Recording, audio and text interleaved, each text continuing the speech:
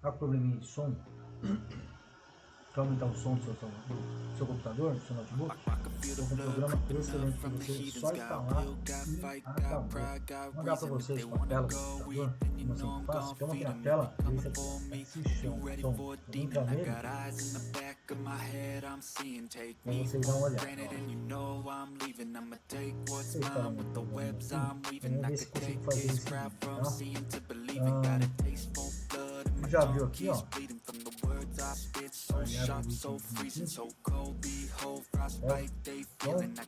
Então, você pode estar aí configurando ele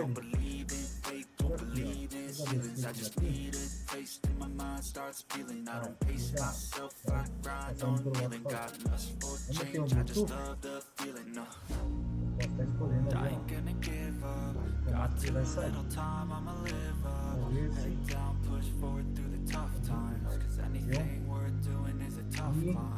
Sim, ele é bem simples. Ele já está ligado. Aqui está desligado. Aqui está ligado, certo? Ele regula da forma que você quiser. Vou deixar na descrição do vídeo para você baixar direto, tá? Dá para você baixar esse programa, é só escolher um programa de instalação, tá? Para você baixar esse programa, está aqui no MESMO. Aqui no MESMO.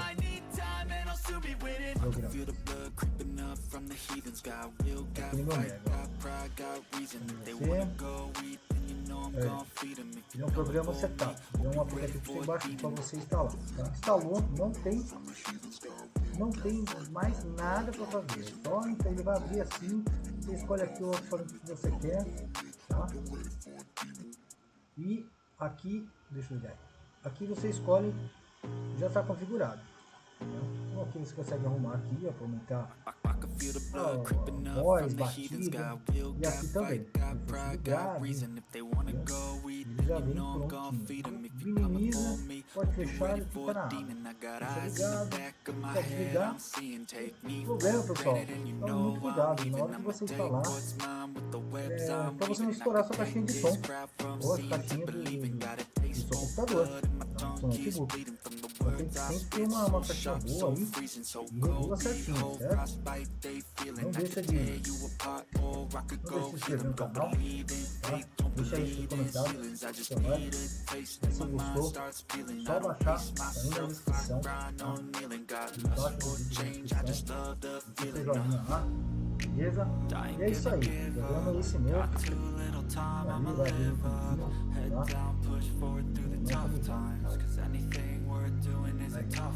qualquer resto da área, mais um tutorial. Obrigado, pessoal.